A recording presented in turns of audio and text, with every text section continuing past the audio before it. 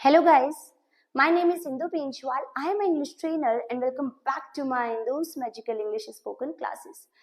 Guys, आज का topic start करने से पहले अगर आपने मेरा चैनल सब्सक्राइब नहीं किया है गाइस तो please like share subscribe my channel ताकि मैं आपके लिए और बेहतरीन वीडियोस अपडेट करती रहूं और हमारा साथ यूं ही बना रहे। आप इंग्लिश सीखने का जो सपना है वो पूरा कर पाएं और मैं उस जर्नी में योगदान दे पाऊं, राइट? तो प्लीज लाइक शेयर सब्सक्राइब करना ना भूलें। चलिए गाइस स्टार्ट करते हैं आज का new concept. Next model concept है गाइस, वो है यूज्ड टू। यूज्ड टू क्या होता है गाइस? पास्ट की कोई हैबिट को आप याद कर रहे हैं, सोच रहे हैं उसके बारे में। लाइक मैं सोया करता था, मैं हंसा करता था, मैं स्कूल जाया करता था, मीन्स पुरानी यादों को ताजा कर रहे हैं आप, राइट? पास्ट में कोई हैबिट जिसको आप फॉलो किया करते थे। तो इसकी आइडेंटिफिकेशन हम कैसे लिखेंगे? आ करता था, आ करती थी, आ करते थे। फॉर एग्जाम्पल मैं खेला करती थी, आ करती थी, आ का सेंस आ रहा है, राइट? मैं हंसा करती थी, आ करती थी। तुम बोला करते थे, आ करते थे। हम देखा करते थे, आ करते थे। मीन्स इस तरीके से आप सेंटेंस को समझेंगे तो ये बेसिक आइडेंटिफिकेशन है। आ करता था, आ करती थी और आ करते थे। यहाँ आ नहीं लिखा है, अंडरस्टूड है। आ यहाँ पे आ चुका तो यहाँ पे भी है। आ करती थी, आ करते थे। सो वह खेला करती थी, शी यूज्ड टू प्ले। अब चलते हैं गाइस इसका नेगेटिव। नेगेटिव मीन्स जिसमें नहीं वर्ड आ जाए, जिसमें नॉट वर्ड आ जाए, that is your negative. So sentence क्या होगा? वह नहीं खेला करती थी। सो क्या सेंटेंस बनेगा? सबसे पहले वह के लिए शी, लड़की है। If you are talking about the girl we have to use she. So she आप यूज करेंगे। देन सेम कॉन्सेप्ट गाइस जो मैं आज तक समझाती आई हूँ, सिंपल प्रेजेंट में भी समझाया, नीड टू में भी समझाया, डेयर टू में भी समझाया, अब यहाँ पर भी समझा रही हूँ कि हर इंसान अपनी लाइफ में हमेशा अकेला होता है पर उसकी लाइफ में एक हमसफर जुड़ता है। ये कंसेप्ट मैं बार बार क्यों समझा रही हूँ? जो स्टूडेंट मेरा फर्स्ट टाइम वीडियो देखेंगे ये उनको भी चीजें क्लियर हो जाए, उनको मेरी पीछे वीडियो ना सर्च मारनी पड़े कि मैम ने क्या कॉन्सेप्ट करवाया था, राइट? सो इसीलिए मैं बार बार ये रिपीट करती हूँ। तो हर इंसान अपनी जिंदगी में अकेला होता है और एक समय ऐसा आता है जब उसकी लाइफ में कोई हम सफर एंटर होता है, राइट? और कहा जाता है हमारी हिंदू सभ्यता में कि अगर एक बार शादी हो जाती तो मरते दम तक वो दोनों साथ में रहते हैं, राइट? तो इंसान अपनी जिंदगी में शुरू में तो अकेला होता है पर उसकी शादी मिड में से होती है, मतलब सफर के बीच में से। ये जो सेंटेंस है ये भी शुरू में अकेला था गाइस। अब सफर का बीच यानी नेगेटिव, यहां से इसकी शादी हो जाएगी और इसकी लाइफ में जो एंटर करेगा गाइस वो डिड फॉर्म करेगा। क्या यूज करेगा? क्या क्या एंटर करेगा गाइस? डिड। मींस अब डिड की जर्नी नेगेटिव से शुरू हो जाएगी। अब डिड इसकी फैमिली में एंटर कर जाएगा गाइस। तो डिड की जर्नी नेगेटिव से शुरू हो जाएगी। जिस तरीके से हम सफर बीच से एंटर होता है हमारी लाइफ से और मरते दम तक साथ रहता है जब तक इंसान किसी एक की डेथ नहीं हो जाती, सेम डिड भी इसकी लाइफ में एंटर कर चुका है नेगेटिव से और तब तक साथ निभाएगा जब तक सेंटेंसेस की डेथ नहीं हो जाएगी। इट मींस WH फैमिली और WH फैमिली नॉट तक भी।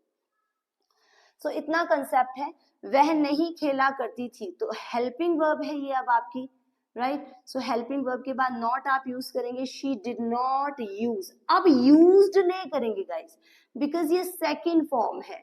अब ये भी सेकंड फॉर्म है गाइस। तो एक बार डिड आ चुका है, एक बार वो सेकंड फॉर्म का बर्गर खा चुका है, सेकंड फॉर्म खा चुका है। क्या दोबारा सेकंड फॉर्म खाएगा? नहीं खा सकता sentence. So that's why we have to use only first form U S E, use to play. So what will be your exact sentence? She did not used to play. अगर आप did और not को short करना चाहते हैं तो sentence क्या बनेगा? She didn't used to play. Next है इंटेरोगेटिव। इंटेरोगेटिव की सबसे बड़ी पहचान होती है गाइस क्या वर्ड सेंटेंस के शुरू में आ जाए, that is connected to your interrogative. ये मैं शुरू से समझाती आ रही हूँ टेंसेस से आपको कि क्या वर्ड अगर सेंटेंस के शुरू में आ जाए that is connected to your interrogative sentence. तो सेंटेंस क्या बनेगा? क्या वह खेला करती थी? सो गाइज इसमें मैंने आपको क्या कंसेप्ट समझाया है, हमेशा से आज भी वही समझा रही हूँ कि इंग्लिश में जितनी भी हेल्पिंग वर्ब है वो सब आपके फादर हैं। इंग्लिश में जितनी भी हेल्पिंग वर्ब है वो सब आपके फादर हैं और फादर की प्लेसमेंट हमेशा फ्रंट पर होती है। मीन्स डाइनिंग टेबल की फ्रंट सीट पर आप पापा को प्रेफरेंस देते तब आप और मेंबर्स को प्रेफरेंस देते हैं। तो इट मीन्स सबसे पहले पापा जी बैठते हैं, फिर बाकी मेंबर्स। सो इंग्लिश में जितनी भी हेल्पिंग वर्ब है वो सब पापा है। ये एक कंसेप्ट मैंने शुरू से डिलीवर किया था। और गाइस ये क्यों मैं डिलीवर कर रही हूँ, पापा दादा इसकी शादी हो गई है, अब एंटर हो चुका है गाइस, ताकि आपको पिक्चर्स के थ्रू ज्यादा क्लियर हो। हम लोग रट्टे से बजाय कनेक्ट करके चीजों को ज्यादा समझते हैं, इसीलिए मैं चीजों को कनेक्ट कर रही हूँ। तो अब आपकी फैमिली में डिड पहले आ जाएगा, क्यों? डिड आपके पापा हैं और पापा की प्लेसमेंट हमेशा फ्रंट पर होती है, क्योंकि इंग्लिश में जितनी भी हेल्पिंग वर्ब है वो सब पापा है, पापा सबसे पहले फ्रंट पे आ गए। इंटेरोगेटिव से ये कॉन्सेप्ट आपको फॉलो करना है। डिड आगे आते ही सारा सेंटेंस पहले सेंटेंस की तरह जाएगा, शी यूज्ड नहीं आ सकता, ऑलरेडी डिड आ चुका है, ये सेकेंड फॉर्म है गाइस। सो क्या लिखेंगे? सिर्फ यूज, इतना सा concept. So did she used to play? Did she used to play? Question mark. अब चलते हैं गाइस इंटेरोगेटिव नेगेटिव की तरफ। मींस क्या वर्ड भी सेंटेंस के शुरू में होगा और नेगेटिव भी होगा, तो सेंटेंस क्या बनेगा? क्या वह नहीं खेला करती थी?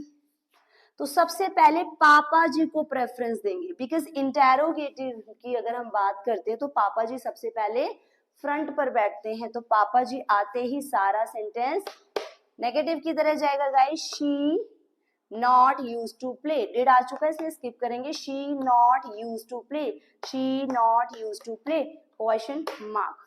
अगर आप नेगेटिव की बात करेंगे मींस शॉर्ट फॉर्म के साथ, तो डिड, पापा तो आएंगे यहाँ पर, और नॉट अगर जुड़ जाएगा तो डिंट हो जाएगा। सो डिंट आगे आते ही सारा सेंटेंस डिंट वाले सेंटेंस की तरह जाएगा जो नेगेटिव में हमने प्रेफर किया है guys. She used to play, she used to play, question mark. अब चलते हैं WH फैमिली की तरफ। वह क्यों खेला करती थी? सो क्या सेंटेंस बनेगा? सबसे पहले वाई, मैंने पहले भी समझाया गाइस, अगर शुरू में क्या आ जाए तो इंटेरो, पापा पहले आ जाएंगे। इंटेरोगेटिव सेंटेंस है, अगर शुरू में क्या आ जाए, अगर क्वेश्चन वर्ड सेंटेंस के बीच में घुस जाए तो WH फैमिली। क्या, क्यों, कब, कैसे, अगर यहाँ आ रहा है तो WH फैमिली, अगर शुरू में क्या आ रहा है तो इंटेरोगेटिव। इसकी पहचान ही सिर्फ क्या वर्ड है, और इसकी पहचान कई सारे वर्ड हैं, क्या, क्यों, कब, कैसे, कहाँ, बट वो सेंटेंस के बीच में आते हैं और ये सेंटेंस के शुरू में आता है। अब क्यों की इंग्लिश होती है गाइस वाई। WH फैमिली क्या होते हैं? WH या H से शुरू हो, that is connected to your WH family. So guys मैंने यहाँ से क्या कॉन्सेप्ट डिलीवर किया था कि whenever we are talking about WH family, जब भी हम WH फैमिली की बात करेंगे तो इंग्लिश में जितनी भी WH फैमिली वो आपके दादाजी हैं। और अगर पापा जी और दादाजी दोनों खड़े हैं तो डाइनिंग टेबल की फ्रंट सीट पर पहले दादाजी बैठेंगे, फिर पापा जी बैठेंगे। एम आई राइट? सो पहले दादाजी को प्रेफरेंस देंगे, क्योंकि इंग्लिश में जितनी भी WH फैमिली वो आपके दादाजी। गाइस ये पूरी इंग्लिश का कॉन्सेप्ट है, दादा पापा के खेल पर टिका है। सो मीन सबसे पहले आप दादाजी को प्रेफर करेंगे, ग्रैंडफादर, फिर पापा जी को करेंगे, फादर को, इट मींस डिड जो आपके फादर थे, और उसके बाद सारा सेंटेंस फर्स्ट सेंटेंस की तरह जाएगा, अफर्मेटिव की तरह। She used to play, she used to play, question mark. Used नहीं आ सकता, मैं फिर बता रही हूँ गाइस, क्योंकि ये नेगेटिव है और यहाँ ये सॉरी सेकंड फॉर्म है, राइट? सो दोबारा सेकंड फॉर्म नहीं आ सकती, इसीलिए that's why we have to use here only the first form of the verb, that is use, use. So what will be your exact sentence? Why did she used to play? ये concept बहुत easy है guys, एक concept आप समझिए और इसको English को life से कनेक्ट करते हुए चलिए। रूल्स पढ़कर तो आज तक आपने किया ही है, बट आप कनेक्ट करके करेंगे और उसकी प्रैक्टिस अगर आप डन करेंगे, अगर प्रैक्टिस में मेरी हेल्प चाहिए तो I will be there for you.